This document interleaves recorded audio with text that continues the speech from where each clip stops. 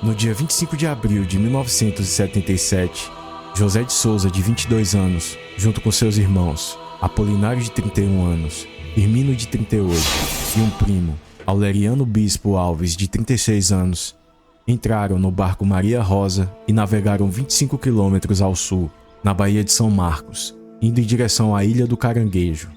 Essa era mais uma de várias viagens que os irmãos já haviam feito. Eles planejavam pegar mastros de madeira para vender em São Luís. A Ilha do Caranguejo, também conhecida como Ilha do Medo, é uma ilha situada no Maranhão, próximo à capital, São Luís. Ela é envolta de mistérios, misticismos e incidências de UFOs. Na época, a ilha era completamente inabitada, e as pessoas iam lá apenas para extrativismo, como pegar lenha e caranguejos. Eles trabalharam a tarde toda cortando e empilhando troncos e encerraram os trabalhos por volta das 18 horas, quando o sol começava a se pôr. Eles fizeram a refeição de carne com arroz, ficaram conversando até às 20 horas e foram dormir dentro do barco. Os homens pretendiam acordar por volta da meia-noite com a subida da maré e voltar para São Luís. Em todas as viagens que eles haviam feito, eles sempre faziam esse mesmo trabalho. Recolhiam lenha durante o dia, no início da noite preparavam a refeição, ficavam conversando ao redor de uma fogueira, iam dormir no barco e acordavam à meia-noite com a subida da maré. Em todas as viagens que eles fizeram, eles nunca deixaram de acordar com a subida da maré. O balanço do barco quando o riacho se enche e o som da água batendo no casco sempre acordava eles. Porém, dessa vez foi diferente. Em algum momento, no meio da noite, eles viram uma luz bem forte vindo na direção do barco e perderam a consciência. E esse incidente seria apenas o início do pesadelo que eles iriam viver ao acordar. Em vez de acordarem à meia-noite com o fluxo da maré, eles só despertaram por volta das 5 horas da manhã, quando o sol já estava nascendo. Apolinário acordou com Aureliano gritando por socorro na frente do barco.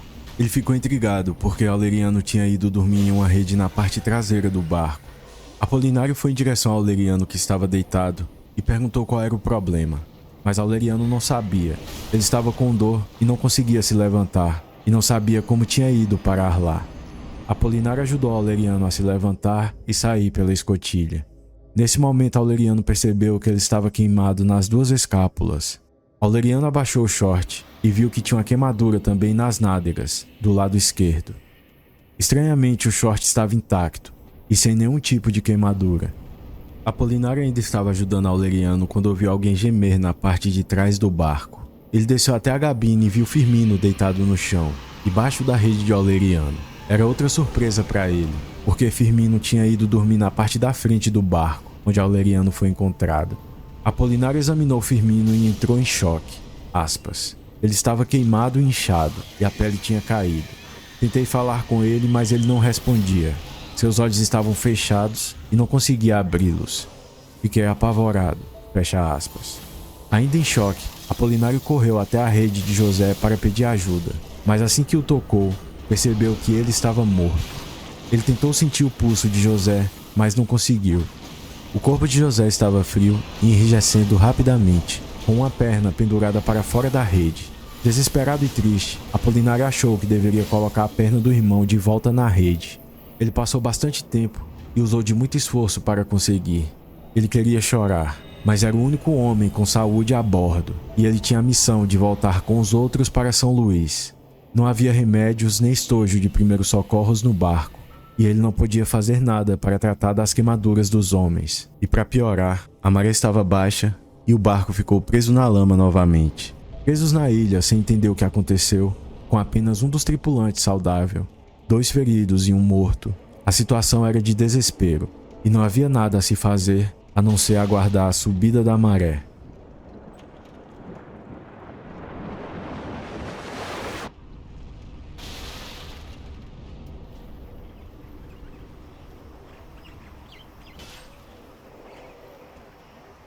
Após 8 horas de uma espera angustiante, a maré subiu novamente. Por volta das 14 horas, Apolinário começou a levar o barco de volta a São Luís. Foi uma viagem extremamente difícil, porque geralmente são necessários 3 homens para cuidar das velas e do leme do barco de 12 metros. Apolinário tinha que fazer tudo isso sozinho, e ele era um homem magro e de baixa estatura, com apenas 1,50 m de altura. Já era fim de tarde e o sol já estava se pondo quando eles chegaram ao porto de Itaqui, perto de São Luís, mas o pesadelo ainda estava longe de acabar. Quando eles chegaram no porto, ele encontrou 2 guardas de segurança do porto que não puderam ajudá-lo. Então ele caminhou mais de 10 quilômetros até São Luís para contar à polícia o que havia acontecido. Da delegacia ele seguiu para a casa do seu irmão e os dois voltaram ao porto de carro por volta das 21 horas e levaram Firmino para o hospital. Embora Aureliano estivesse sofrendo com muitas dores, ficou junto ao corpo de José. A polícia só chegou no barco por volta de 1 hora da manhã. O corpo de José foi levado ao Instituto Médico Legal e só então Aureliano foi ao hospital para ser tratado. Suas queimaduras deixaram marcas, mas ele foi liberado na mesma noite. Firmino ficou em coma por 1 semana e teve de passar mais de 1 mês no hospital. Boa parte do seu corpo tinha sofrido queimaduras de 2º grau. As mais sérias estavam do lado esquerdo das costelas, na parte interior do braço esquerdo e na testa. Os músculos do braço foram tão danificados que os dedos da mão esquerda ficaram permanentemente torcidos para dentro, quase sem nenhuma mobilidade. Não foi feita uma autópsia no corpo de José. Depois de passar 24 horas no calor, o corpo já estava em avançado estado de decomposição. O médico que examinou no Instituto Médico Legal disse em seu relatório que não havia cortes nem hematomas no corpo. O atestado de óbito declarava que José tinha sofrido um, abre aspas, acidente vascular cerebral causado por hipertensão arterial como consequência de um choque emocional, fecha aspas.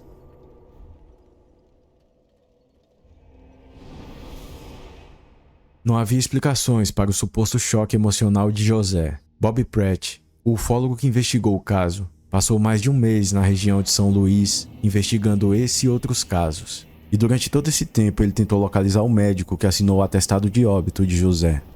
Ele foi atrás dele em toda parte, sempre deixando recados. Mas quando finalmente Bob o encontrou, ele se recusou a conversar e não explicou o porquê de suas conclusões. Mesmo com a investigação, os policiais não foram capazes de definir ao certo o que aconteceu na Ilha do Caranguejo. Os investigadores foram até lá, examinaram a área onde o barco estava ancorado, inspecionou o próprio barco, conversaram com sobreviventes e as pessoas que os conheciam. Não havia evidências de que os homens tivessem bebido, usado drogas, sofrido intoxicação alimentar ou sequer brigado fisicamente. A polícia não encontrou nenhum sinal de fogo no barco nem na ilha. A única conclusão era que os 3 sobreviventes realmente não sabiam o que tinha acontecido. Nenhum dos 3 homens se lembrava do mínimo detalhe daquela noite após se deitarem, nem sobre hipnose profunda.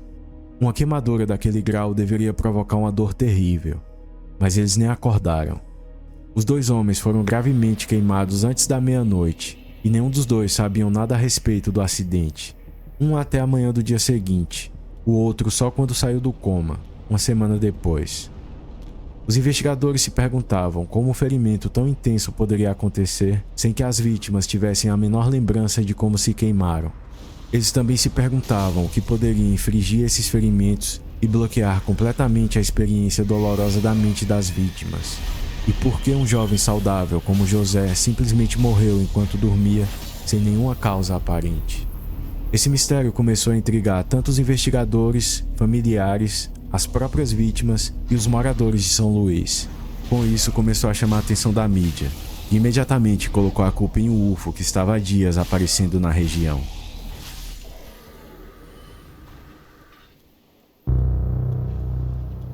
Até então não havia nenhuma evidência direta de que um UFO esteve envolvido no incidente.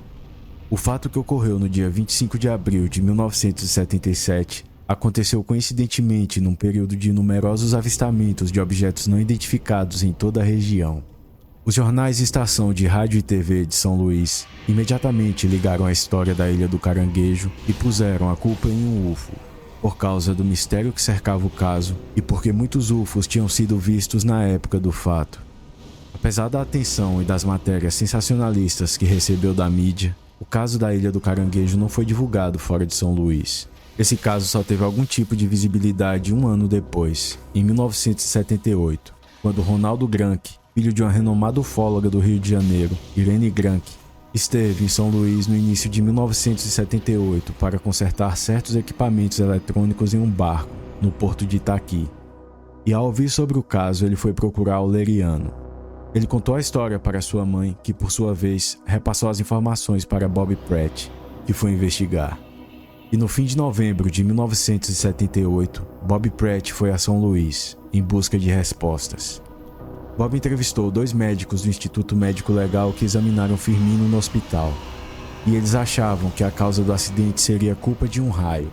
Um deles, o Dr. Carneiro Belfort, na época diretor do instituto, disse, aspas, "Eu quis ver Firmino pessoalmente, porque nos jornais estavam dizendo que os ferimentos tinham sido causados por UFOs, e eu precisava verificar pessoalmente. Nunca vi um UFO e não acredito na existência deles. As queimaduras eram características de raio, mas não posso afirmar que foi isso que as causou. E se não foi, eu não sei o que pode ter acontecido. O homem me disse que viu um fogo antes de perder a consciência, fecha aspas. Fogo era o termo mais comum para denominar um UFO naquela época. A declaração de Firmino de ter visto um fogo no céu antes de desmaiar era a única possível ligação entre o incidente de 25 de abril e os UFOs que estavam aparecendo na região. Os médicos ficaram intrigados com as queimaduras e teorizavam que a causa da queimadura seria de raio. Porém, eles não conseguiam chegar a um consenso, pois Firmino teve muitas queimaduras de 2º grau e caso fosse um raio ele teria causado algum dano nas roupas ou no barco, o que não aconteceu. Não havia nenhum dano em nada além dos homens. E José, o rapaz que morreu, também deveria estar queimado, mas ele não estava. Nenhum dos médicos viu o barco ou o corpo de José, mas o atestado de óbito afirmava que não havia marcas nem lesões do corpo. Clésio Muniz, o investigador criminal-chefe, não acredita na teoria do raio, assim como o sargento Antenor Costa, meteorologista da Força Aérea Brasileira no aeroporto de São Luís. O aeroporto fica a 4 quilômetros a nordeste da Ilha do Caranguejo. Na época, 4 linhas aéreas nacionais, 2 regionais e várias empresas de táxi aéreo estavam usando o aeroporto. Os registros da estação meteorológica indicam que não houve temporal nem relâmpagos entre as 17 horas do dia 25 de abril e as 6 horas do dia 26. Caiu uma chuva leve às 23 horas e outra à meia-noite, mas de resto, a noite estava clara e calma.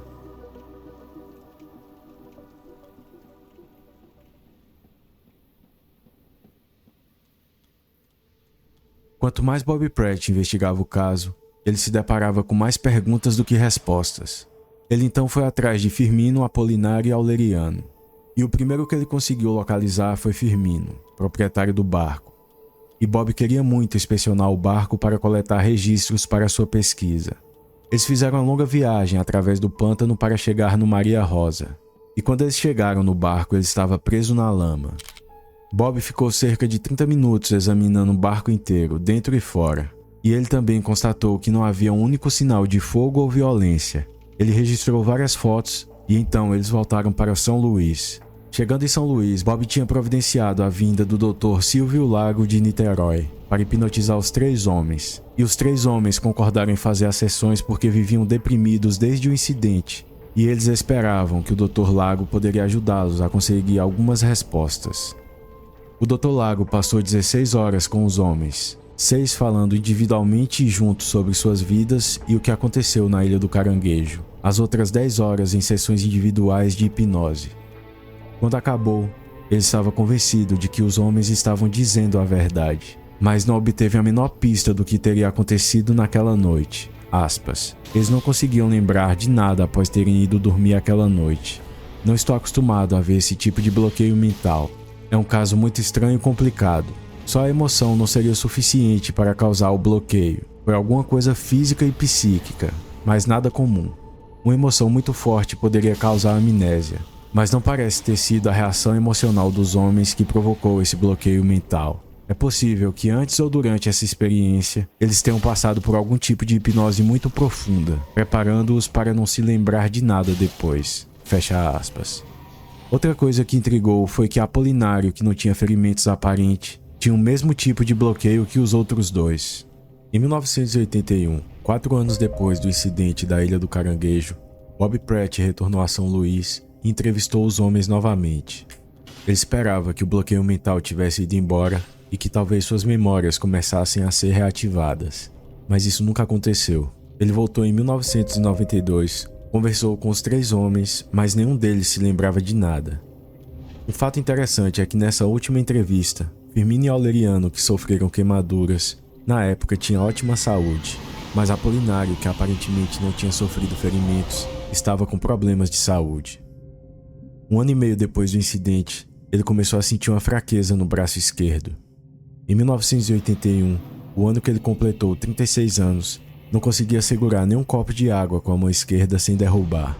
Em 1992, com 46 anos de idade, ele tinha pouca força na mão e no braço esquerdo, sofria de fortes dores de cabeça e caminhava com dificuldades, e ele não sabe o porquê.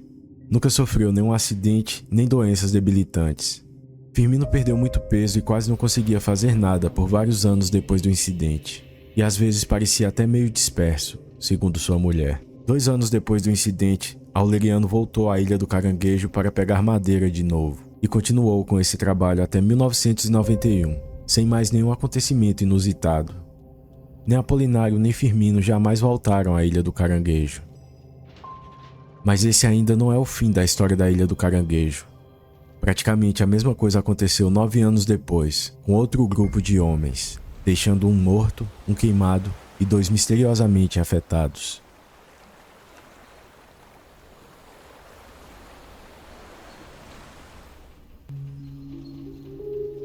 Em 28 de abril de 1986, 4 homens foram à ilha num barco semelhante para pegar madeira.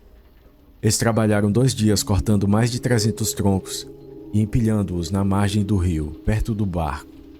No dia 30 de abril, pararam de trabalhar às 18 horas e um deles, Juvencio, de 22 anos, começou a cozinhar.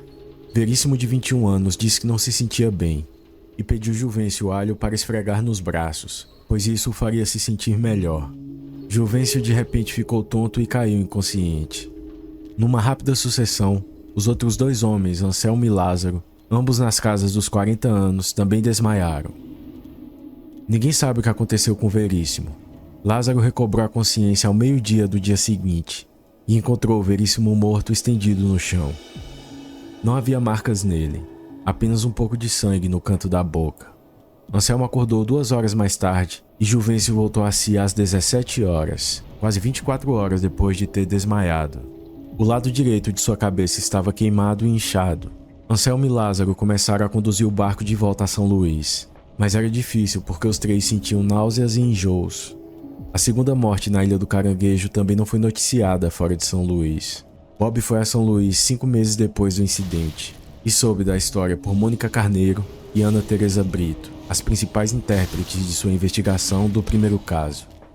Elas o ajudaram a encontrar Juvencio, que contou o que tinha acontecido. Assim como no primeiro caso, nenhum dos 3 sobreviventes sabe o que aconteceu aquela noite, exceto que todos sentiram tontura e desmaiaram. As autoridades portuárias o interrogaram e disseram que parecia que os homens estavam dizendo a verdade. Os 3 tinham certeza que o problema não foi intoxicação alimentar, ainda não tinham comido e estavam se sentindo muito bem até ficarem tontos. Assim como no primeiro caso, não foi feita uma autópsia em Veríssimo. Quando o barco chegou ao porto, seu corpo já estava em avançado estado de decomposição. O atestado de óbito de Veríssimo simplesmente menciona a causa da morte como não determinada. A ligação com o UFO nesse caso também é bem sutil. Uma coisa estranha aconteceu pouco antes dos homens perderem a consciência. Eles ouviram um forte estrondo no mato, em algum lugar perto do barco.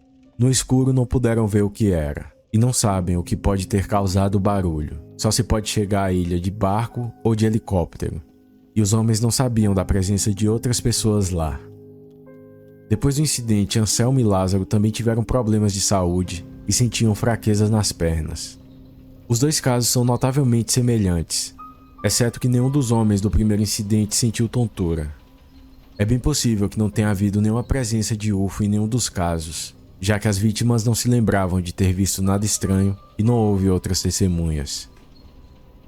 Apesar de não existir evidências de que UFOs teriam causado os ataques, para muitas pessoas o incidente da Ilha do Caranguejo de 1977 foi o início de uma série de ataques de luzes e avistamentos de OVNIs que aterrorizou o estado do Maranhão, Piauí, e o epicentro das incidências, em Colares, no Pará. É o que veremos no próximo vídeo.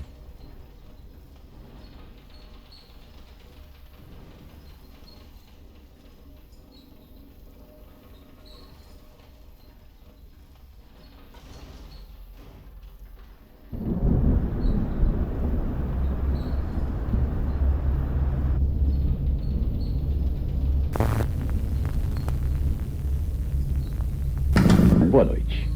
Desde que entrou no ar há pouco mais de 2 anos, Documento Especial tem recebido muita correspondência. Os telespectadores fazem sugestões e pedem que se exiba de novo suas reportagens preferidas. Nas últimas semanas, um recorde foi batido. Recebemos cerca de 3.000 pedidos de exibição do programa sobre objetos voadores não identificados. E eles estão de volta. O universo dos discos voadores. Este é o nosso assunto de hoje. Depois de muitos pedidos aqui no canal, eu resolvi me aprofundar mais em minha pesquisa sobre a história que eu pretendo contar. Sobre uma série de ataques de luzes que apareceram nos céus do Maranhão, Piauí e Pará, há 47 anos atrás. Segundo os relatos das pessoas que viveram esse período, essas luzes eram tão fortes que eram capazes de transformar a noite em dia.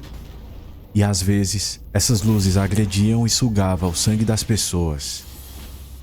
Por conta do aumento desses ataques, as pessoas começaram a abandonar o pouco que tinham por conta do pânico que esses UFOs estavam causando em toda a região. Esses ataques deram origem a uma das operações militares mais sigilosas e misteriosas do Brasil, a Operação Prato. Esse foi um dos maiores e mais bem documentados fenômenos ufológicos registrados no Brasil. E entre uma pesquisa e outra, uma história sempre aparecia: a história dos ataques da Ilha do Caranguejo, onde 4 homens foram misteriosamente atacados e queimados, resultando na morte de um deles, José de Souza. Eu dou mais detalhes em um vídeo em que eu conto essa história. Se você ainda não assistiu, eu peço que você clique no card, assista o vídeo e volte. Mas já vou adiantando que esse é um mistério sem solução, e não se sabe muito a respeito do que aconteceu na madrugada de 26 de abril de 1977. O que eu sei é que a partir do incidente da Ilha do Caranguejo, as aparições de OVNIs começaram a se tornar mais frequentes nos céus do Maranhão. O nome desse período foi chamado de Fase Gurupi.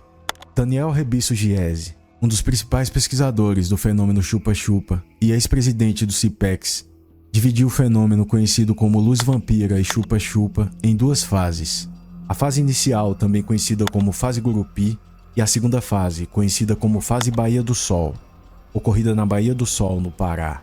Na fase Gurupi, o foco principal das aparições foi na região do Rio Gurupi, na divisa entre o estado do Maranhão e o estado do Pará. Cidades como São Vicente Ferre, São Bento, Pinheiro e Bequimão concentraram a maior parte dos casos. A princípio eram apenas avistamentos. Os OVNIs ficavam tão distantes que se passavam por estrelas. Mas essas aparições começaram a ficar mais frequentes e a cada noite elas ficavam mais próximas e agressivas. Nessa fase, a cidade de Pinheiro, no Maranhão, foi a mais afetada. Praticamente toda a comunidade local foi testemunha dos estranhos acontecimentos entre abril e julho de 1977. Hoje vamos falar sobre o que aconteceu nesses meses que antecederam os ataques de Colares no Pará. Sem mais delongas, vamos começar. Do início.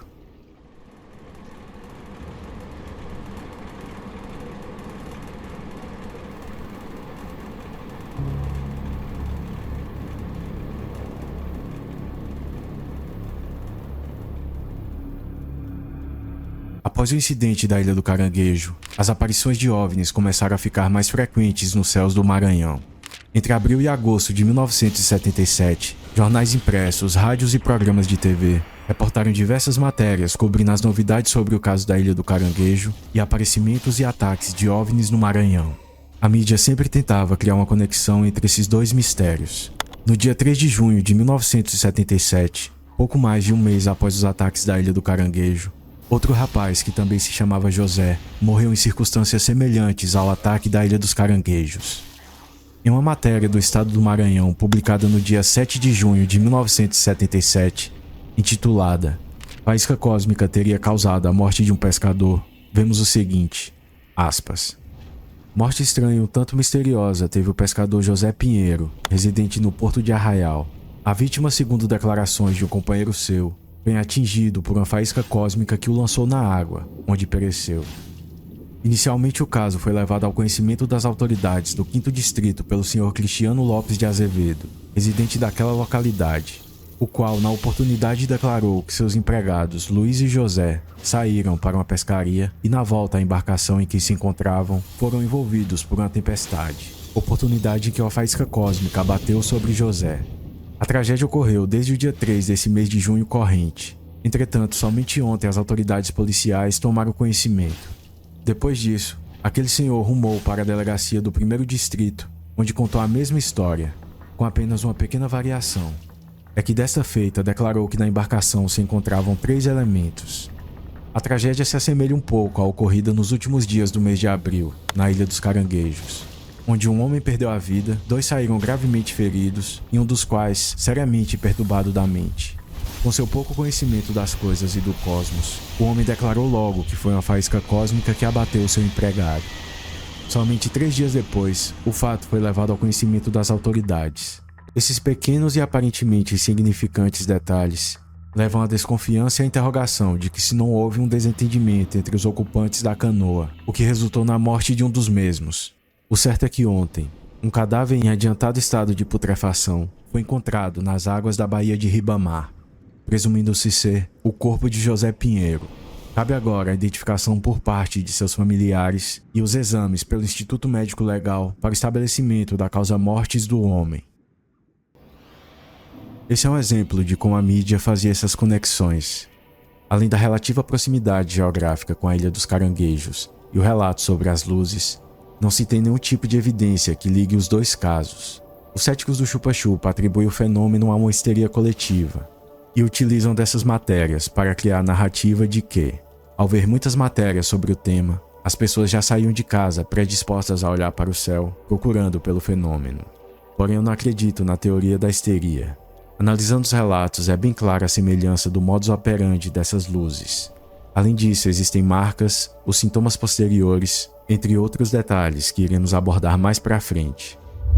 O que você precisa entender para prosseguirmos na história é que, apesar das mortes e o massivo avistamento desses objetos, esses relatos não estavam sendo levados a sério para a maioria da população do Maranhão. Por isso esses casos não viraram notícia em todo o Brasil. Antes dessa matéria, algumas dezenas de pescadores já haviam sido atacados sem que fosse noticiado nos jornais. Porém, nas comunidades ribeirinhas não se falava em outra coisa, e o medo tomava conta das pessoas a cada anoitecer. Os pescadores locais foram os que mais sentiram o impacto do fenômeno. Antes de maio de 1977, eles voltavam do trabalho tarde da noite. A grande maioria deles passou por algum tipo de experiência, em geral, assustadora. Muitos deles foram aparentemente atacados por esses objetos que os deixavam com sérias queimaduras. Com a intensidade dos casos, a população evitou sair de casa à noite, mesmo para ir até o portão de sua própria casa. Mas mesmo assim, os ataques não paravam. E 5 dias após a morte de José Pinheiro em Arraial, uma história estranha começava a circular na cidade de Bequimão. Em uma matéria do estado do Maranhão, publicada no dia 16 de junho de 1977, intitulada "Objetos voadores não identificados atacam lavradores no interior maranhense", vemos o seguinte, aspas. Às 12 horas do dia 8 desse mês, o empregado da fazenda Arequipá, Raimundo Correa, conhecido como Raimundo Socó, foi queimado por uma misteriosa tocha causando lesões em seu corpo. No seu entender, o objeto tem uma forma de uma grande bola. Raimundo Socó foi atingido quando regressava de Bequimão. Notícias procedentes de Bequimão dão conta de que vários lavradores surgem mortos quase todos os dias, porém sem que quaisquer sinais de violência apareçam nos corpos. O fenômeno esquisito ocorre. Ao lado de cada cadáver aparece uma nota de 500 cruzeiros. O pessoal de Bequimão desconfia de 3 estrangeiros que ali estão residindo. O dia eles passam confinados no hotel. À noite saem em um carro também esquisito. As investigações estão sendo processadas. Este problema não está afeto somente a esses municípios. Estende-se a toda a Baixada Maranhense. E a população está cautelosa, não saindo de casa durante a noite. Tudo que eu encontrei sobre esses lavradores mortos vai para o lado da teoria da conspiração, seja pela explicação terrena ou pela explicação extraterrestre. Porém, achei interessante trazer essa matéria para vocês terem noção do tipo de estranheza que as pessoas do Maranhão liam diariamente naquela época. Existem outros relatos de mortes estranhas e de pessoas que saíam à noite e eram perseguidas e atacadas por essas luzes que os deixavam paralisados e queimavam suas peles. Outra característica apresentada pelas vítimas dos ataques era uma fraqueza que se perdurava por dias, meses, em alguns casos até anos. Mas nem todos que tiveram contato com essas luzes foram prejudicados. Em alguns casos, essas luzes supostamente curavam as pessoas. No dia 10 de julho de 1977, aconteceu uma suposta abdução em Pinheiro. José Benedito Bogea saiu de casa por volta de 1h da manhã para embarcar em um ônibus. Ele portava uma lanterna para iluminar o seu caminho até o local onde ele esperaria o ônibus. Sua fantástica experiência começou antes de chegar lá. No meio do caminho surgiu repentinamente um objeto luminoso, azul esverdeado, que apareceu sobre ele acompanhando por 200 metros. Após isso, o objeto posicionou-se sobre um arbusto, de onde emitiu um feixe de luz em José Benedito, que desmaiou. Quando ele acordou, descobriu que estava em um ambiente estranho, onde havia pequenos seres com os quais esteve por algumas horas amistosamente. Segundo ele, em dado momento, esses seres o levaram para um objeto e ele perdeu novamente a consciência, só acordando pela manhã, por volta das 8h30. Ele estava próximo ao porto de Itaqui, em São Luís. Poucas horas depois, ele começou a sentir uma dor terrível do lado direito do corpo, e ele retornou a Pinheiro com muita dificuldade. Nos meses seguintes, ainda sentia-se muito mal e se deslocava com dificuldades, precisando usar uma bengala. Um detalhe curioso dessa experiência é que antes do contato, Bogea sentia dores de cabeça decorrente de uma cirurgia que havia realizado 13 anos antes. E em função dessa cirurgia, ele ficou com problemas auditivos e com a visão prejudicada. Quando desmaiou após ver o objeto pela primeira vez, Bogea perdeu seus óculos e nem se deu conta disso quando acordou em São Luís no dia seguinte. Sua visão estava absolutamente normal e ele não teve mais problemas em função disso. Outros relatos de abdução ocorreram em outras regiões, tanto durante a fase Gurupi quanto na fase Baía do Sol. Não existe um estudo detalhado sobre os relatos de abdução dessas pessoas, de modo que não se pode determinar plenamente qual a relação entre os casos de avistamentos e essas supostas abduções.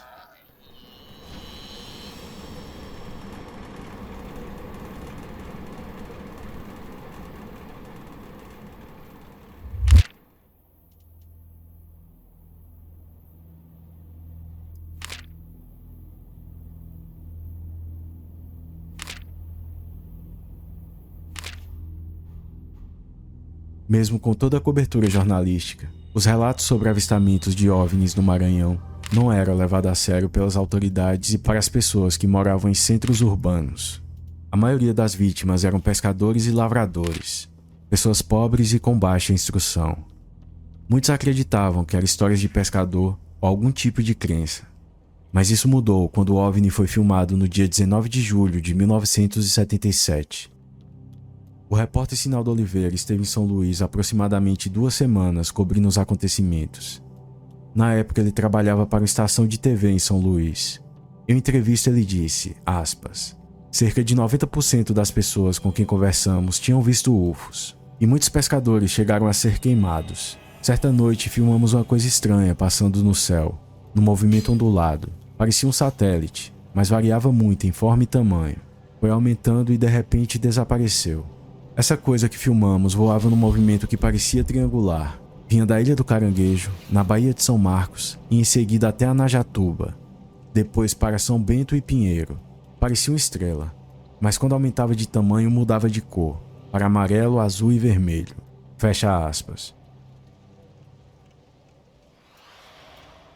Um dia depois dessa filmagem, os jornais já anunciavam a exibição do vídeo do OVNI. Em uma matéria do Estado do Maranhão, publicada no dia 20 de julho de 1977, vemos o seguinte, aspas, está definitivamente confirmada a presença nos céus da Baixada de um objeto voador não identificado, e a população de São Luís vai ter a oportunidade de certificar-se disso quando vê o filme realizado aqui pelo cinegrafista da TV Difusora. O OVNI que tem sido visto por muitos milhares de pessoas desta região, e mais insistentemente no espaço aéreo entre Pinheiro e São Bento, tem forma estranha, algo assemelhado a um Y, e emite uma chama na parte inferior. O ambiente na região é de generalizado temor e as pessoas não ousam mais sair de casa à noite. Fecha aspas. Eu procurei essa filmagem do OVNI, porém não encontrei. Mas a filmagem realmente foi exibida pela TV Difusora, afiliada do SBT no Maranhão. E a repercussão na cidade sobre o vídeo do OVNI e o medo da população, o prefeito de Pinheiro na época, Manuel Paiva, enviou um ofício à aeronáutica informando as ocorrências e pedindo providências. Porém, ele não recebeu nenhuma resposta formal das autoridades. Aparentemente, os únicos interessados eram alguns repórteres do Maranhão que deram atenção aos eventos.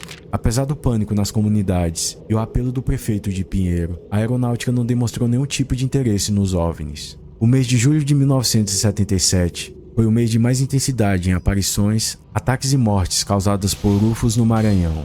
Nos meses seguintes, as coisas começaram a ficar mais tranquilas nos céus do Maranhão, com a diminuição dos casos na Baixada Maranhense, onde os casos eram quase diários. O foco das ocorrências passou a ser no norte do Pará. A chamada Fase Gurupi encerrava-se no final de julho de 1977, dando início à Fase Baía do Sol, do outro lado do rio, em território paraense. Os casos que já haviam ocorrido há algum tempo aumentaram, repetindo a situação de medo e assombro vistos anteriormente no Maranhão.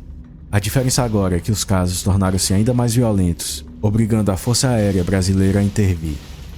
É o que falaremos no próximo episódio, aqui no canal Distopia.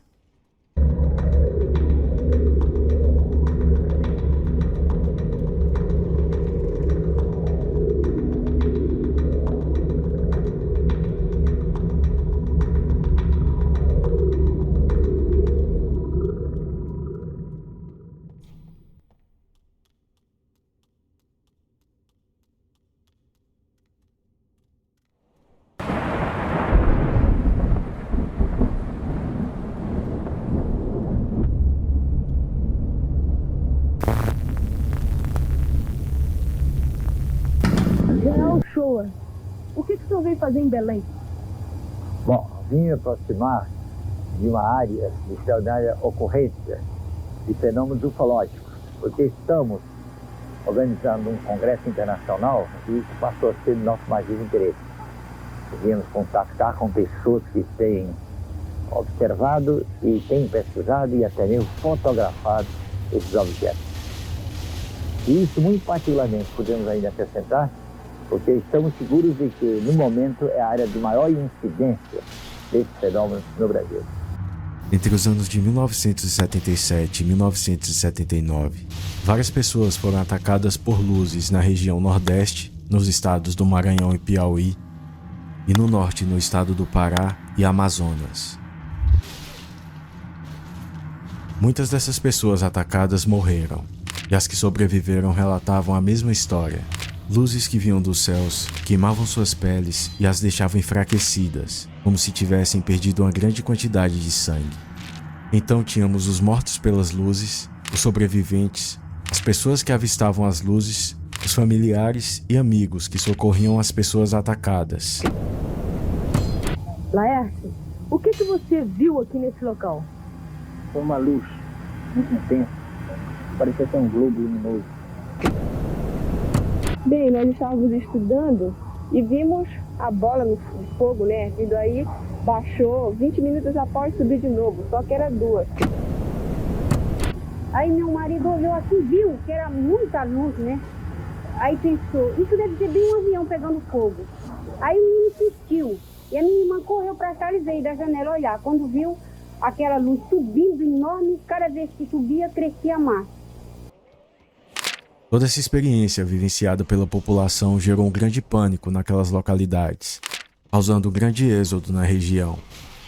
Como vimos no episódio anterior, os avistamentos e ataques começaram no Maranhão em abril de 1977. Mas a maior intensidade das ocorrências aconteceu entre o mês de junho e julho de 1977. Nesse período, que foi chamado de Fase Gurupi, houve muitos avistamentos, ataques, abduções e o OVNI foi filmado e exibido por uma TV local, dando materialidade para o fato, o que fez com que o prefeito de Pinheiro, na época, cobrasse algum tipo de providência da aeronáutica, e não deu nenhum tipo de resposta formal. Os ataques no Maranhão foram tão massivos quanto os ataques do Pará. Porém, o fato é que os ataques do Pará ficaram mais conhecidos por conta do vazamento dos documentos pelo sargento João Flávio de Freitas Costas, e depois com o depoimento do capitão Irangel Holanda, militares que atuaram ativamente nas investigações do fenômeno. Eles foram as pessoas que deram mais credibilidade aos acontecimentos. Mas isso é um assunto para um outro vídeo. Hoje vamos focar nos eventos que antecederam a Operação Prato, a chamada Fase Baía do Sol, onde aconteceram os casos mais impressionantes do fenômeno chupa-chupa.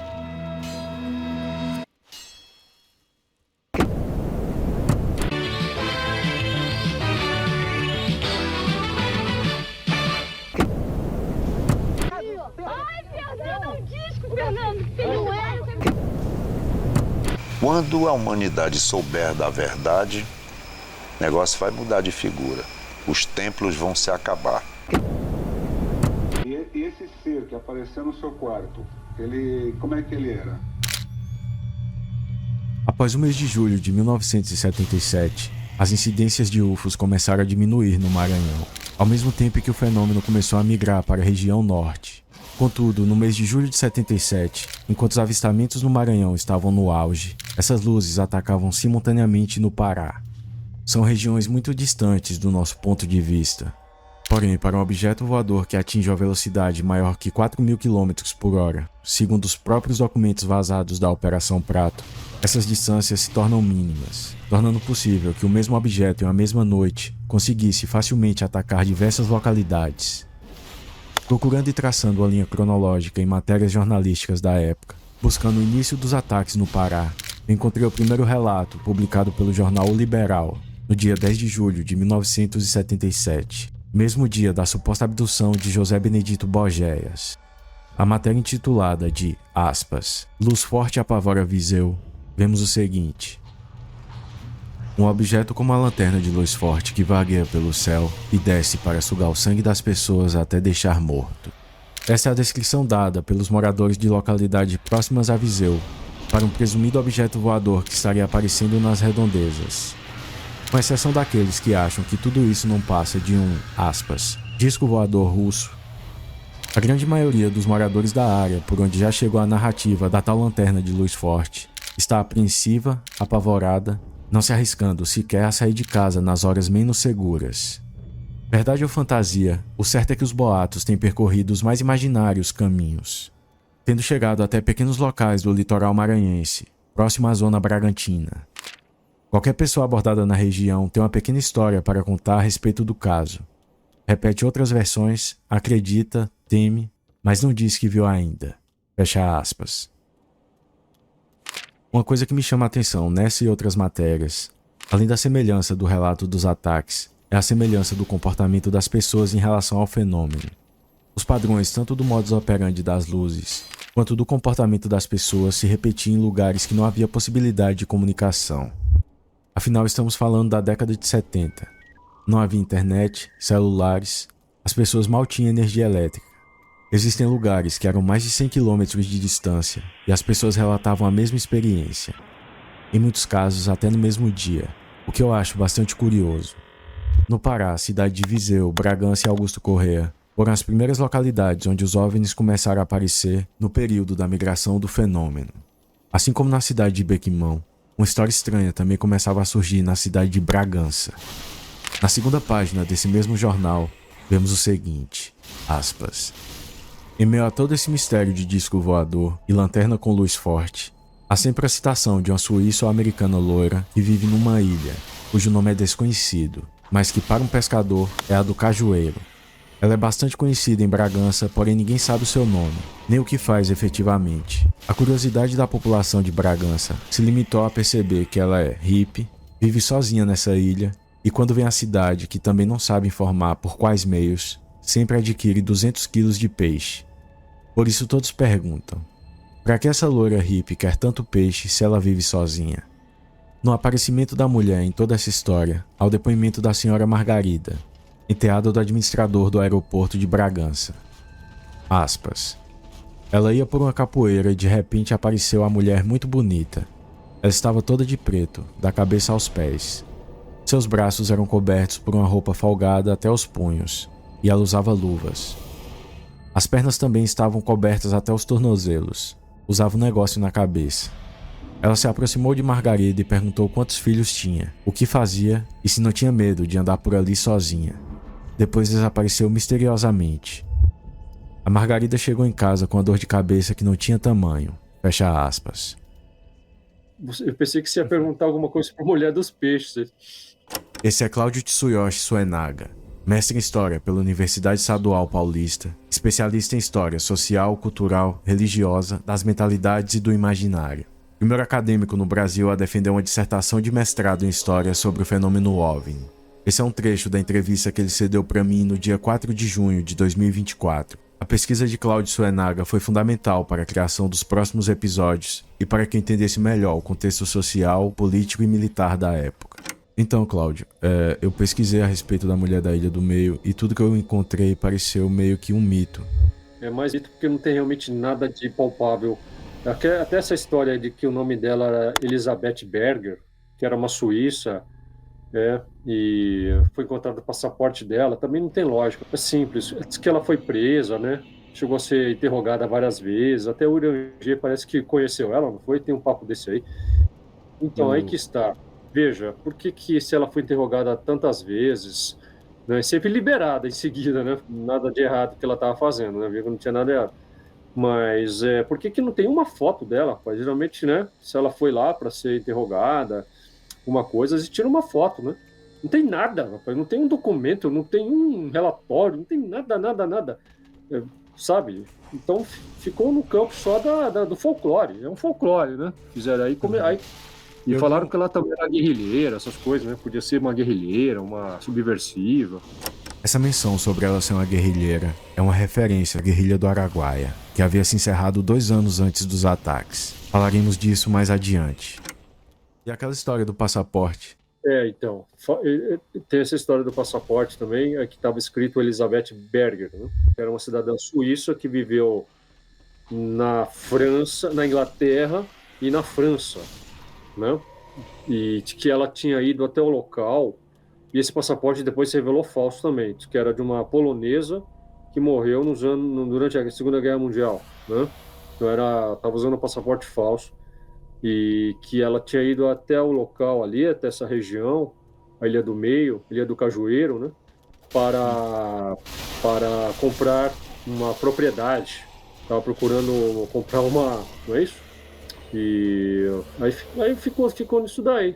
Ela disse que andava ali procurando propriedade, aí tem aquelas histórias todas de que ela era vista nua à noite, né? Andando nua na praia, comprava peixe. Exatamente. Esse é mais um de vários mitos que você se depara ao pesquisar sobre o fenômeno chupa-chupa e a Operação Prato. Apesar de aparentemente essa mulher de fato ter existido, não existe nenhuma evidência que ligue ela ao fenômeno. Eu resolvi incluir ela na pauta apenas para desmistificar e exemplificar esses padrões e mitos que permeavam o caso. Assim como no Maranhão, os ataques ocorriam sempre à noite em localidades mais isoladas. Ainda no mês de julho, diversos ataques foram relatados em Viseu. No dia 12 de julho de 1977, o jornal Liberal publicou a matéria intitulada Luz Misteriosa ainda causa pavor em Viseu. Nessa matéria, vemos um compilado de testemunhos que sintetiza bem o clima de medo e angústia que aquelas pessoas estavam passando. A matéria começa com o relato do Sr. João Brito, que assim como os outros moradores estavam atribuindo as luzes a algo demoníaco. Ao contrário da mídia, que sempre se referia a esses UFOs como extraterrestres, para os ribeirinhos isso era obra do diabo, e ele estava querendo sugar o sangue de todos eles. Aspas. Era a luz do diabo. Ela fazia-me doer muito e tirava toda a minha força. Eu sabia que ela estava me matando e rezava para Deus me ajudar, mas parece que Deus não me ouvia, e eu via a morte chegando. Com essas palavras, o caboclo João Brito da Vila do Piriá, cerca de 14 quilômetros de Viseu, contou ao seu pai, Tomás, e aos cerca de 400 moradores da vila, a estranha aventura que ele viveu, no meio da mata, sozinho e apavorado. Dessa aventura resultou-lhe uma estranha doença, que, segundo conta Anastácio Costa e outros moradores do Piriá, está acabando com sua vitalidade. Fecha aspas. Já os evangélicos acreditavam que essas luzes eram algo divino, e que elas representavam a volta de Jesus. Em outras palavras, o fim do mundo. Aspas. O governador do estado, professor Aloysio Chaves, que no dia 19 estará visitando Viseu para uma série de inaugurações, vai encontrar na cidade um ambiente de polêmicas, disse-me-disse medo, fanatismo, crença e descrença. Para alguns membros da igreja evangélica que tem 3 templos na cidade, o aparecimento das estranhas luzes é um sinal dos tempos, de que estão para se cumprir as profecias do apóstolo João no Apocalipse. Nada há, pois, a temer, dizem eles, pois as luzes significam que Jesus está voltando à terra para levar para o reino dos céus aqueles que lhe foram fiéis e seguiram seus ensinamentos. Há entre os que defendem essa teoria um clima de fanatismo exacerbado, e eles oram para que as luzes voltem logo e levem os eleitos do Senhor. Fecha aspas. Além dos que acreditavam que as luzes eram de Deus ou do diabo, tinha também o depoimento dos incrédulos, como o padre José Giambelli, que acreditava que tudo isso não passava de um fruto da imaginação, e o prefeito da época, que, para falar o mínimo, não estava levando muito a sério a situação. Aspas. O prefeito Carlos Cardoso Santos, que vem desempenhando o mandato há apenas 5 meses, mas que já reside em Viseu há 2 anos, ri muito da história toda e afirma nela não acreditar em absoluto. Muito alegre, recebeu a reportagem de O Liberal quando se preparava para partir para a vila de Alto Bonito, na fronteira com o Maranhão. Disse que só acredita em fatos concretos e palpáveis, mas acha tudo muito divertido. Fecha aspas.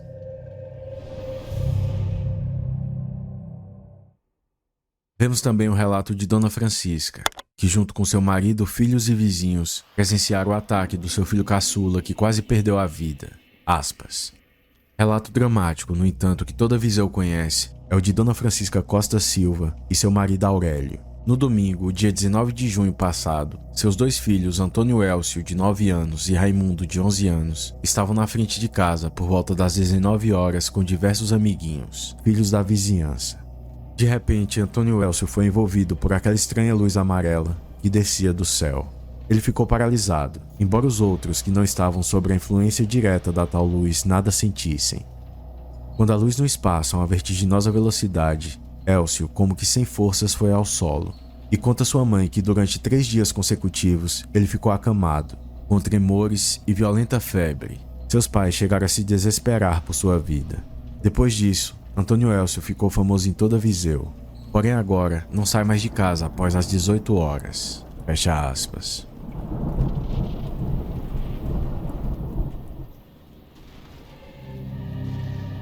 Após essa matéria, tem um hiato de 2 meses nas matérias jornalísticas sobre os ataques do Pará, retomando em outubro, com casos mais violentos.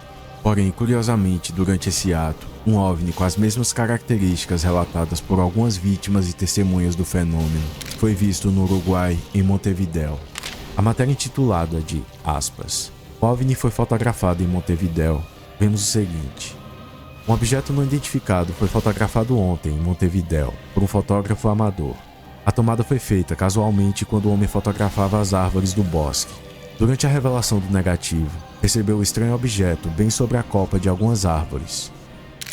O OVNI fotografado em Montevidéu, com formato esférico, confere minuciosamente com os estranhos objetos luminosos que têm sido vistos em diversos pontos do território paraense, bem como do lado maranhense do rio Gurupi, e ao longo de toda a região da fronteira Pará-Maranhão. Ainda ontem, tais objetos foram observados em diversas localidades no interior maranhense, causando espanto às populações, à semelhança do que ocorre na área de Viseu, no Pará.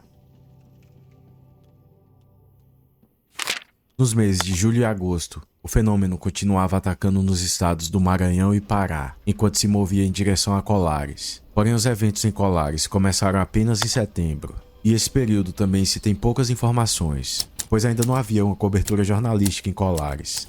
Contudo, encontrei alguns relatos nos documentos da Operação Prato e em entrevistas que ufólogos e pesquisadores recolheram ao longo dos anos.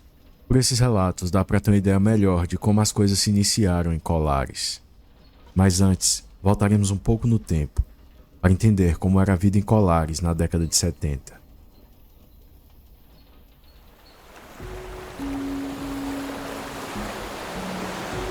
Colares se localiza no norte do país, na Baía do Marajó, no estado do Pará, a cerca de 100 quilômetros da capital Belém. O norte do Pará tem a menor densidade demográfica do país. Em Colares, na época, tinha pouco mais de 6 mil habitantes, cerca de 800 moravam na sede, e os demais isolados em 7 vilarejos em áreas praianas e rurais. Isso dava cerca de 3 pessoas por quilômetros quadrados. Ou seja, existia um grande espaçamento entre as famílias que viviam ali. Naquela época, as pessoas só tinham acesso a colares através de barcos, balsas ou helicópteros. E em um determinado momento do dia, a maré baixa e as pessoas ficam completamente isoladas. Na época dos acontecimentos, a população e a prefeitura eram muito pobres. A energia elétrica era fornecida por um gerador que funcionava a óleo diesel, e ele só tinha energia na sede das 18 às 21 horas. E é isso que vocês têm que ter em mente quando pensar em Colares na década de 70. Uma ilha com poucos recursos, poucas pessoas, e essas, por sua vez, muito pobres e com baixa instrução. E ao anoitecer, a ilha de Colares ficava completamente isolada na escuridão. As pessoas viviam apenas da pesca e extrativismo, mas apesar de tudo, viviam uma vida calma e tranquila. Até que em setembro de 1977, tudo mudou para aquelas pessoas.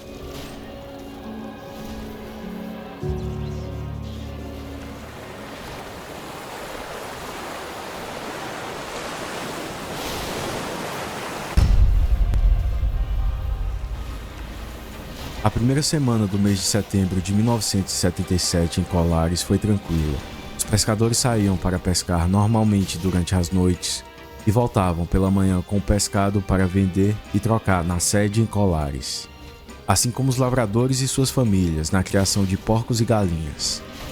Por ser uma cidade praiana, o principal ativo em Colares era os peixes. Colares era bem pequena. Tinha uma igreja, uma delegacia, a prefeitura e algumas mercearias e bares. Tinha apenas um posto de saúde, com apenas uma médica para atender a 6.000 pessoas que residiam naquela região. A médica Velaide Cecim de Oliveira tinha apenas 23 anos quando assumiu o posto de saúde no final de 1976. Ela relata que no início as pessoas iam lá por problemas normais, como machucados, fraturas, viroses. Até então tudo estava ocorrendo bem como todos os dias, exceto por alguns avistamentos, mas nada fora da normalidade.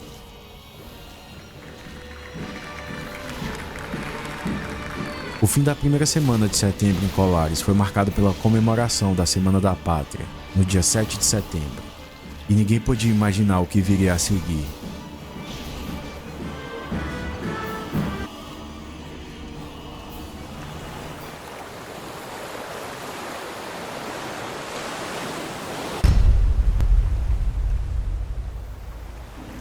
Na segunda semana, as coisas continuavam normais na ilha de Colares. Porém, algumas conversas já começavam a surgir sobre as luzes, como aproximações repentinas e algum tipo de perseguição.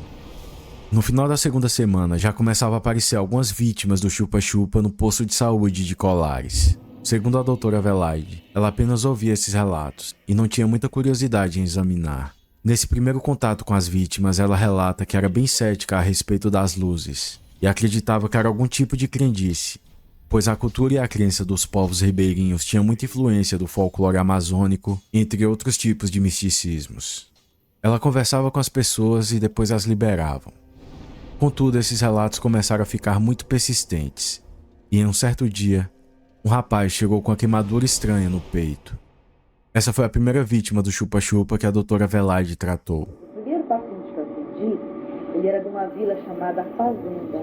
Essa que vocês estão ouvindo agora é a doutora Velaide Cecim, entrevista dada ao pesquisador Daniel Rebisso Giese em 1996, 20 anos após o encerramento da Operação Prato. E foi um rapaz, 18 anos. Ele foi namorar, depois voltou para casa e dormiu com roupa e tudo, com a janela aberta. Ele me contando, a janela aberta. Por volta de umas 2 horas da madrugada, que ele calcula, mas que ele não tinha relógio, ele foi despertado por uma sensação assim de calor, sabe? Ele tentou abrir os olhos pela janela, onde ele estava com a rede armada. Ele viu que entrava um foco luminoso de coloração azulada, nunca amarela, semelhante à luz elétrica, azulada, que incidia em cima do peito dele, tá? E que paralisava. E eu perguntei, mas por que você não gritou de socorro? Mas eu não pude, doutor, porque eu não podia mover nem um dedo meu, eu estava completamente paralisado. E eu ainda perguntei, de medo? Ele disse, não era medo, é porque eu não podia mesmo. Quando o Arthur se tornou insuportável, que eu pensei que estava morrendo, aquele feixe de luz saiu de mim e recolheu como se tivesse sido puxado por alguém. E eu fiquei liberto, abri a boca e pedi socorro. Aí levaram ele de manhã cedinho para a unidade. Ele foi o primeiro paciente que eu atendi. Ele apresentava a queimadura no tórax inteirinho. Esse não era só no tórax, era todo o tórax. Ele estava queimado. Eu ainda sei, como ele foi o primeiro, que ele devia estar bêbado. E se aquela queimadura, ele devia ter conseguido com briga. Mas como era uma queimadura diferente de tudo aquilo que eu tinha visto, eu fiquei encucada.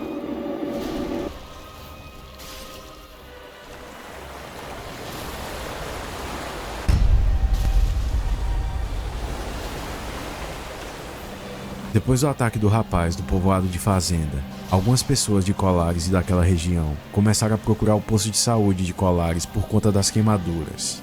Estima-se que entre setembro e novembro, a doutora Velaide tem atendido cerca de 40 pessoas atacadas pelo chupa-chupa. O número de pessoas atacadas provavelmente foi bem maior. Tinha muitas localidades que eram isoladas e que não conseguiam procurar por socorro. Na terceira semana de setembro de 77, as mudanças na cidade já eram notáveis. Com medo das luzes, uma das primeiras pessoas a abandonar Colares foi o delegado da época. E após a partida dele, várias pessoas também começaram a abandonar a cidade, com medo do que poderia acontecer caso elas ficassem. A situação se agravou tanto que de 800 pessoas morando na sede em Colares, sobrou pouco mais de 300 pessoas. Entre as poucas pessoas que permaneceram em Colares, estava a médica Velaide, o prefeito da cidade e um padre americano chamado Alfredo de Laó, que tem uma história bastante nebulosa e que também falaremos mais adiante. As pessoas que ficaram trocaram a noite pelo dia em vigílias. E o prefeito de Colares todos os dias providenciava armamento, munição e fogos de artifício, para que a população de alguma forma tentasse afastar esses objetos.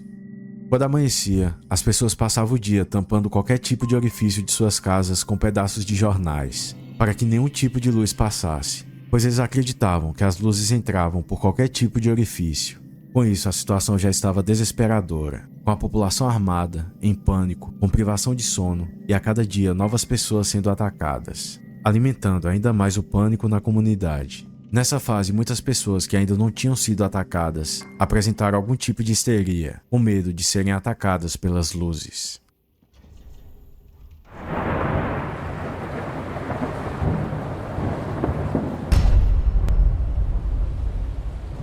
Entre a terceira e a quarta semana já estava faltando alimento para a população. As pessoas em Colares se alimentavam na grande maioria de peixes e todos os pescadores da região já haviam sido atacados ou presenciado alguma situação bizarra. A doutora Velaide dá mais detalhes sobre esses pescadores. Outra foi a quinta, foi o pescador. Sim, nessa época, Daniel, nós começamos a passar fome. Em toda a cidade, pelo seguinte, os pescadores eles saem por volta de meia-noite para pescar. Que é para 5 horas da manhã já está todo pescado. Nós só comíamos peixe, porque lá uma cidade praiana não tem carne. Aí começamos a passar fome porque a metade dos pescadores não iam. E os que iam eram atacados. Lá em alto mar. Então foi diminuindo o pescado e nós fomos começando a comer sardinha. Começou esgotada a mercearia, a comida, então por fim, coitado, a gente não comia só feijão com farinha. Era feijão com farinha. Então esse pescador, ganancioso, né, pescado um pouquinho só para pescar, ele continuava pescando enquanto os outros não iam mais. Aí a gente começou a comer galinha no quintal, eu não passava fome enquanto o pessoal me dava comida. Aí ele foi com mais doce, eu nunca vou pescar sozinho. Ele foi o barco pesqueiro, ele foi atacado, no meio do mar, ele foi atacado. É marra, né? É a costa, aquela costa. Ele foi atacado e eles trouxeram para me atender. Velhinho, ele não morreu, mas ele foi queimado. Também no peito. No peito. Mas entenderam. Eles dormem por né? Ele foi atacado. Então, com isso, outro que eu não cheguei a atender, que caiu ao mar, eles dizem que ele com medo do ataque, ele caiu. O companheiro dele afirma que ele foi atacado e com isso caiu do barco. Esse eu não consegui saber o nome e atendê-lo porque ele morreu, caiu no mar. Este não, o primeiro pescador atacado eu atendi. Depois que o outro morreu, que caiu no mar, aí pronto, aí ninguém foi mais pescar. Com tudo isso, tudo na cidade já havia fechado. Em parte porque a maioria das pessoas abandonaram colares e porque eles não dormiam fazendo vigílias à noite. As pessoas começaram a se concentrar em apenas 3 casas para se proteger. Em outubro de 1977, devido ao colapso que estava acontecendo em Vigia, Viseu e Colares, quem pedia providências agora era o prefeito de Vigia de Nazaré. Na matéria publicada pelo jornal Província do Pará no dia 20 de outubro de 1977, vemos o seguinte, aspas. Hoje o prefeito José Ildone estará enviando aos comandos do Exército e da Aeronáutica em Belém um extenso relatório do que está acontecendo na Vigia e em Santo Antônio do Tauá, além da descrição do temor vivido principalmente pelos moradores de Santo Antônio de Umbituba. Em sua opinião pessoal, José Ildone disse que esses objetos avistados nos céus da Vigia não são os convencionais satélites artificiais, pois têm brilhos e rotas diferentes e se apresenta inclusive em formação dupla ou mais numerosas. Conforme a opinião de outras pessoas de conceito na cidade, o fato de sumirem após as luzes da cidade se acenderem e ao apagar das luzes em determinadas ocasiões, o ponto de intercepção das rotas sobre a Vigia dá a impressão nítida que os objetos são comandados por seres inteligentes. Fecha aspas.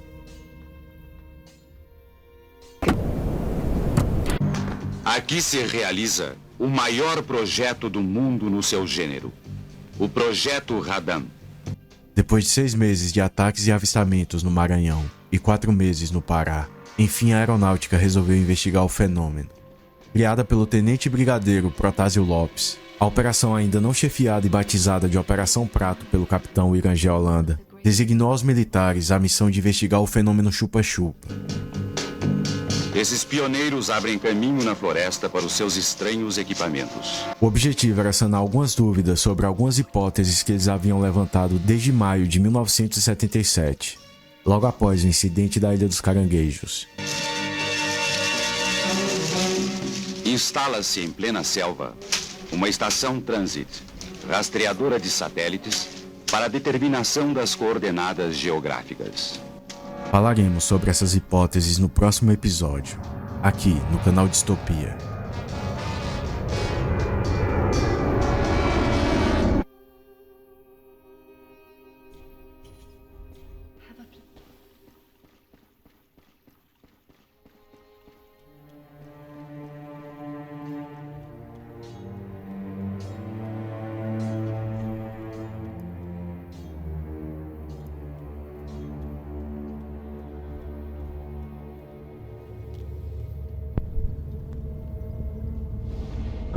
Entre o Centro de Controle de Brasília e diferentes aeronaves, dia 21 de maio de 1977, envolvendo objetos não identificados.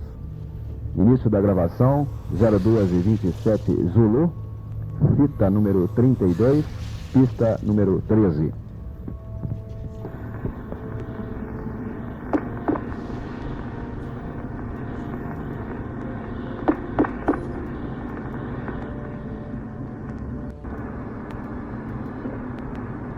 Brasília atrás do Brasil, Tango Charlie Bravo. Prossiga, Bravo. Caravelas para Recife, 6680-10.049. Tango Charlie Bravo, bom dia. Escuta, você está pegando aí no radar um objeto aqui que está voando à nossa direita? Negativo, através de Vitória ou já fora de nossa cobertura radar. Através de à nossa direita? Pegando aí no radar um objeto aqui que está voando à nossa direita? Negativo, através de Vitória ou já fora de nossa cobertura radar. Mas confirme, tráfego à sua direita? Positivo, agora não dá para identificar se é uma aeronave, porque fica branco, fica verde, fica vermelho, azul. Gente, informo que em São Paulo também já houve uma visualização dessa com Tango Yankee Papá, porém está fora de nossa cobertura radar. Tango Charlie Bravo. Positivo, ele forma um clarão assim no céu e vai mudando de coloração, ok? Gente, confirme aproximadamente na sua mesma altitude. Ele está mantendo a mesma posição que a gente, só que eu acho que ele está muito mais alto, positivo. Agora ele vai mudando a coloração. Gente, o alvo que foi visualizado na área de São Paulo hoje mais cedo apresentava uma velocidade de 962 nós, 962 nós, numa altitude de aproximadamente 2.000 pés. Um momento. Positivo, e agora tem uma outra ao lado dele, tem um em cima e outro embaixo. Exatamente a mesma coisa que aconteceu em São Paulo com o Tanguenque Papá. É positivo, agora de cima tá branca e de baixo tá vermelha. Ok, mais ou menos 120 graus AR em tom de Caravelas, correto? Ela, em relação a Caravelas, ela tá mais ou menos...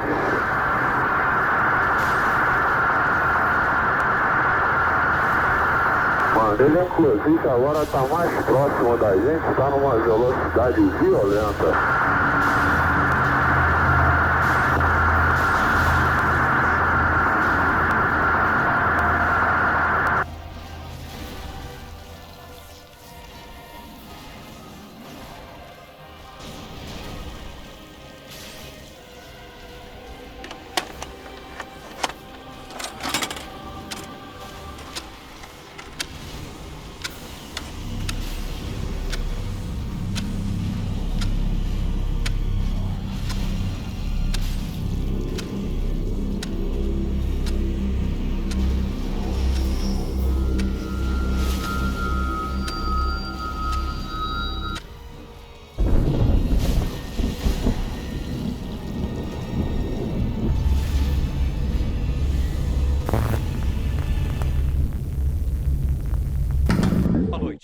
O Linha Direta Mistério continua a série de reportagens sobre fatos estranhos que desafiam especialistas e provocam medo.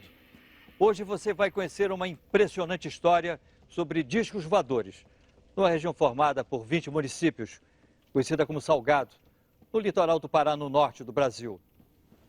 Tudo começou com uma luz no céu. Em seguida, uma série de ataques a pessoas. Depois, o pânico tomou conta de uma região inteira e a população se armou para combater os seres extraterrestres. Fatos reais ou um delírio coletivo? Na dúvida, militares da aeronáutica foram convocados para investigar a presença desses objetos voadores não identificados. Durante 4 meses, foi realizada a mais importante e sigilosa investigação feita até hoje no Brasil, a chamada Operação Prato. O nome Prato é o termo internacionalmente usado pelos ufólogos para designar disco voador. Disco voador. Disco voador.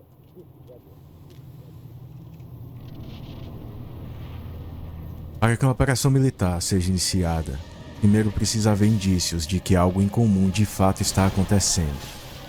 Isso acontece através de denúncias, relatos, boatos, evidências circunstanciais ou não. Algum órgão público recebe a denúncia e encaminha para o órgão específico. A denúncia também pode ser feita diretamente para o próprio órgão se lhe couber atribuição para investigar. No caso do fenômeno chupa-chupa, já havia todos esses indícios, e os prefeitos e vereadores das regiões afetadas pediram diretamente ao primeiro Comar, órgão que cabia investigar. Afinal, ninguém melhor para investigar esses incidentes do que a Força Aérea Brasileira, já que se tratava de objetos voadores não identificados. Contudo, o primeiro órgão a levantar informações sobre o fenômeno não foi a aeronáutica, e sim a Marinha. Isso por conta de que em alguns relatos, principalmente no Maranhão, os objetos eram vistos emergindo dos mares e rios. Em um documento oficial da Marinha encaminhado para o primeiro Comar, intitulado de Informe Bruto, descobrimos que a Marinha já havia feito um levantamento dessas informações desde o incidente da Ilha dos Caranguejos. Nesse documento eles destacam algumas informações. Aspas. 1. No mês de maio de 77, numa das missões feitas por elementos dessa seção, nas regiões do Maranhão e do Pará, os moradores daquelas zonas encontravam-se amedrontados com o aparecimento de uma luz misteriosa, que, segundo eles, causava morte e alucinações. 2.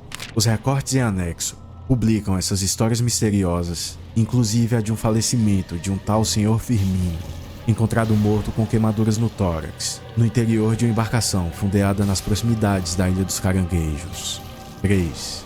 Os anexos B e C assinalam as localidades onde os OVNIs teriam aparecido com mais frequência.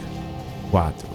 O anexo D mostra o formato do OVNI descrito por vários nativos de regiões diferentes. 5. Os recortes constantes do anexo F publicam que o primeiro Comar desmentiu o aparecimento dos OVNIs. 6. Os recortes constantes do anexo G publicam o aparecimento dos OVNIs já em Belém, Pará e suas proximidades. 7. Os pescadores da região falam de uma grande explosão na costa de Quatipuru, Pará, causando a morte de uma grande quantidade de peixes. Segundo os pescadores, dias após a explosão teria sido avistado entre as pontas do Japiricá um objeto semelhante a um submarino. Os pescadores ligam a presença desse objeto com o aparecimento dos OVNIs na região. Fecha aspas. Essas informações serviram como base para guiar os militares do primeiro Comar em uma investigação de campo. Em outro documento oficial vazado, produzido pelo SNI, órgão de inteligência do governo militar durante a ditadura, datado de 29 de novembro de 1977, vemos a descrição da primeira missão de investigação do fenômeno chupa-chupa, que foi do dia 20 de outubro de 1977 até o dia 11 de novembro de 1977. Logo no início desse documento, vemos a explicação para a demora em atender o pedido de providência que os prefeitos e vereadores haviam solicitado meses antes. Aspas. Há alguns anos, a imprensa do país vem noticiando aparições nos céus brasileiros de objetos estranhos que ficaram conhecidos como objetos voadores não identificados, os OVNIs. Há aproximadamente 6 meses, a imprensa de Belém noticiou que em Viseu a população vivia sobressaltada em razão de um estranho objeto que vinha do céu sem qualquer ruído.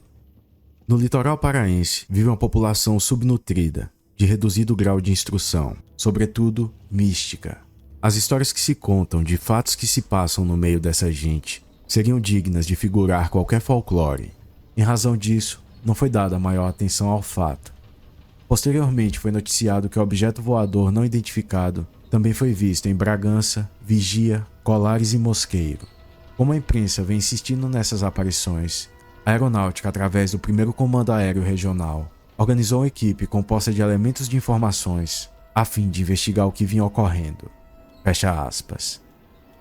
Elementos de informação nesse caso significa que não eram simples soldados. Eram agentes da A2, um órgão de inteligência dentro da FAB. O sargento Flávio de Freitas Costas, por exemplo, era meteorologista graduado pela Escola de Especialistas da Aeronáutica, então ele fazia uma análise científica do fenômeno. Além de meteorologista, ele pilotava aviões monomotores. Ele esteve em todas as missões de campo. Ele entrevistou a maioria das pessoas, redigiu praticamente todos os documentos. Além disso, ele tinha outras habilidades, como a do desenho e a fotografia. Ele desenhou todos os mapas, naves e os croquis. Ele também tirou a foto dos objetos e as revelou. E o principal, ele divulgou o máximo que ele conseguiu sobre a Operação Prato, arriscando sua carreira e talvez até sua vida, para que tudo que ele vivenciou não ficasse apenas no imaginário das pessoas e virasse mais um folclore amazônico. Ele começou o trabalho que o capitão Irangé Holanda concluiu quando deu sua famosa entrevista para a revista UFO e para o Fantástico. Em 1967, 10 anos antes da Operação Prato, Flávio participou do SOA, School of America, curso de contra-espionagem ministrado pelos americanos, situado na zona do Canal do Panamá. Durante a Guerra Fria, os americanos estavam treinando soldados latino-americanos para impedir o crescimento de governos de esquerda na América do Sul. Para o tenente-coronel Camilo, o sargento Flávio era o mais capacitado para investigar o fenômeno, pois além de seus conhecimentos de meteorologia e aviação, ele também tinha esse curso de contra-espionagem em seu currículo. Pois a real motivação para que os militares investigassem o fenômeno não era por seu caráter ufológico, e sim por motivos políticos. Os militares acreditavam que esse fenômeno se tratava na verdade de remanescentes da guerrilha do Araguaia, criando novos núcleos de resistência na Amazônia. A guerrilha do Araguaia aconteceu entre os anos de 1971 e 1974. terminando com a vitória dos militares e vários guerrilheiros mortos. Até hoje não se sabe quantas pessoas morreram nessa guerrilha, e muitos dos corpos dos guerrilheiros nunca foram encontrados. Mesmo vencendo a resistência, a guerrilha do Araguaia ainda estava fresca na memória dos militares. Além disso, muita coisa estava acontecendo na Amazônia na década de 70, e um clima de paranoia pairava no ar. Cláudio, você me disse que sua percepção sobre o fenômeno mudou. Você acreditava que a origem do fenômeno seria extraterrestre. Quando foi que você mudou a sua percepção? Quando eu comecei a ter mais acessos. Quando eu tive acesso, por exemplo, a toda a documentação, a parte que foi liberada aí, que o Gevaer publicou. Esse é Cláudio Tsuyoshi Suenaga, mestre em História pela Universidade Estadual Paulista, especialista em História social, cultural, religiosa, das mentalidades e do imaginário. Primeiro acadêmico no Brasil a defender uma dissertação de mestrado em História sobre o fenômeno OVNI. Esse é um trecho da entrevista que ele cedeu para mim no dia 4 de junho de 2024. Ele me mandou toda a documentação xerocada, sabe? Completa, né? Eu falei com ele lá, ele mandou para mim, aí eu tive acesso a toda a documentação, aí eu li tudo, né? E ali eu percebi, assim, que, por exemplo, em certas páginas do relatório, os próprios militares chegaram a dizer que parte do fenômeno chupa-chupa, na verdade, estava sendo causado pelo próprio pânico das pessoas, né? Pelas próprias condições ali da vida naquela região do Maranhão, do Pará, e as pessoas estavam passando por uma histeria coletiva, né? E as pessoas também tinham pouco acesso, né? Na época 76, 77, né? 78, quando o fenômeno aconteceu entre 76 e 78, naquela época, imagina hoje, né? Hoje ainda tem muitas áreas nessas regiões que são isoladas, imagina na época, né? Então as populações viviam muito isoladas, sem quase contato nenhum aí com a civilização, né? Com os grandes centros. E então as pessoas eram facilmente influenciáveis. Os próprios militares, nos relatórios, chegaram a fazer considerações dizendo que parte do fenômeno, na verdade, se devia ao próprio histerismo, né? E ao próprio medo que foi se gerando, os boatos, e as pessoas estavam assim, né, por qualquer motivo, achando que iam ser atacadas pelo chupa. Então, aí eu já comecei a ver que o fenômeno não era tão simples. E eu vi também várias ilustrações, vários desenhos de objetos que foram avistados, e alguns objetos que foram avistados tinha uma forma, por exemplo, do avião espião Stealth, né? O avião Stealth B-2, né? Formato triangular, idêntico. Eu já comecei a ficar encafifado e pensar, poxa, mas como é que pode? OVNIs um formato idêntico ao avião Stealth, né? Só que o avião Stealth ele só foi revelado ao mundo em 87, cerca de 10 anos depois. Foi inclusive na Área 51 que pela primeira vez eles abriram um hangar lá, aí saiu lá de dentro um avião invisível, né? Chamado de avião invisível B-2 Stealth. Aí que o mundo ficou sabendo da existência de aviões triangulares, né? Aí eu falei, poxa, mas e se por acaso, eu cheguei a pensar, se por acaso algum avião Stealth já na época não tivesse sobrevoado a região, né? Podia ter confundido muita gente, certo? Depois eu comecei a estudar também mais a fundo e saber tudo que estava acontecendo na época. Era a época do regime militar ainda. E estava acontecendo alguns projetos ali, como o projeto Radan, por exemplo. No início da década de 70, o governo militar estava empenhado em extrair o máximo da Amazônia. Eles investiram pesado naquela região. Eles sabiam do potencial financeiro e estratégico que estava escondido dentro da floresta amazônica. E nessa busca foi iniciado o Projeto Radan, um dos maiores projetos do seu gênero. O objetivo do Projeto Radan era descobrir o máximo de informações sobre vegetação, solo, hidrografia e principalmente os recursos minerais, produzindo mapas cartográficos extremamente detalhados. Radan significa Radar da Amazônia. Naquela época, os Estados Unidos e a Rússia estavam em corrida no setor espacial, e muitas tecnologias estavam sendo desenvolvidas, principalmente para mapeamentos territoriais, e entre elas estava o sensoriamento remoto, que era utilizado em sua grande maioria por satélites. Porém, um problema impedia de ser usado na floresta amazônica. as nuvens geradas pelas copas das árvores. Estima-se que uma única árvore de grande porte pode transpirar uma média de 400 litros de água por dia. Agora imagine a floresta amazônica. Por essa característica, as imagens do espaço ficavam extremamente prejudicadas, impossibilitando mapear os recursos que estavam abaixo da copa das árvores. Então o governo militar encontrou a solução utilizando a tecnologia recém-lançada da NASA, o sensoriamento remoto via radar. Com essa tecnologia, as imagens poderiam ser geradas tanto durante o dia quanto à noite, e até com tempo nublado, não interferindo na sua qualidade. Esse projeto foi operado entre os anos de 1971 e 1985, exatamente na mesma época dos avistamentos. Os militares acreditavam que esses avistamentos nada mais era do que o caboclo paraense confundindo as aeronaves do projeto Radan com uma nave extraterrestre. Mas não só isso. Como eu disse, muita coisa estava acontecendo na Amazônia na década de 70.